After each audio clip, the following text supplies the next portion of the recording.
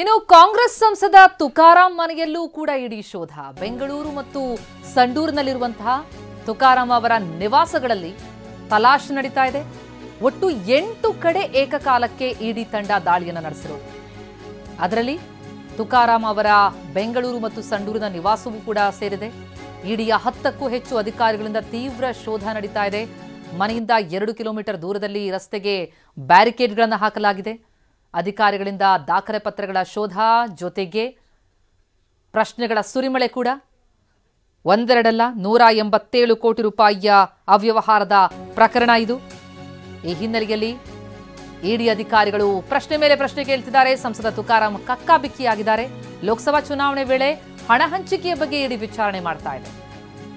B Nagendra ಅವರ PA ಬಳಿ ಸಿಕ್ಕಂತಹ dairy ಏನಿದೆ ಅದನ್ನ ಆಧಾರವಾಗಿಟ್ಟುಕೊಂಡು ಪ್ರಶ್ನೆ ಮಾಡ್ತಾ ಇದ್ದು ಎಲ್ಲ ಪ್ರಶ್ನೆಗಳಿಗೂ ತನಗೇನು ಗೊತ್ತಿಲ್ಲ ಅಂತಿದ್ದಾರಂತೆ ತುಕಾರಾಂ. ಬೆಳ್ಳಂಬೆಳಗ್ಗೆ ಇಡಿ ಅಧಿಕಾರಿಗಳು ಇವರಿಗೆ ಶಾಕ್ ಅನ್ನ ಕೊಟ್ಟಿರೋದು. ಇವರ 2 ಕಡೆಯ ನಿವಾಸ ಸಂಡೂರು ಮತ್ತು ಬೆಂಗಳೂರಿನ ನಿವಾಸಗಳ ಮೇಲೆ ದಾಳಿಯಾಗಿದೆ. ಅಲ್ಲಿ ದಾಖಲೆ ಪತ್ರಗಳ ಶೋಧ ಒಂದ್ ಕಡೆಯಾದರೆ ಪ್ರಶ್ನೆಗಳ ಸುರಿಮಳೆ ಮತ್ತೊಂದೆಡೆ. ಇಡಿ ಅಧಿಕಾರಿಗಳಿಂದ ತುಕಾರಾಂ ಮನೆ ಮೇಲಿನ ದಾಳಿಯಾಗಿದೆ. 10ಕ್ಕೂ ಹೆಚ್ಚು ಇಡಿ ಅಧಿಕಾರಿಗಳು ದಾಳಿ ನಡೆಸಿ ಶೋಧ ನಡೆಸ್ತಾ ಇದ್ದಾರೆ. ಇನೋವಾ ಕಾರ್ನಲ್ಲಿ ಬಂದರು ಇಡಿ ಅಧಿಕಾರಿಗಳು. ಸಂಡೂರಿನ ಬಿಕೆಜಿ ಹೌಸ್ ಏರಿಯಾದಲ್ಲಿರುವಂತಹ ತುಕಾರಾಂ ಮನೆಯಲ್ಲಿ ಶೋಧ.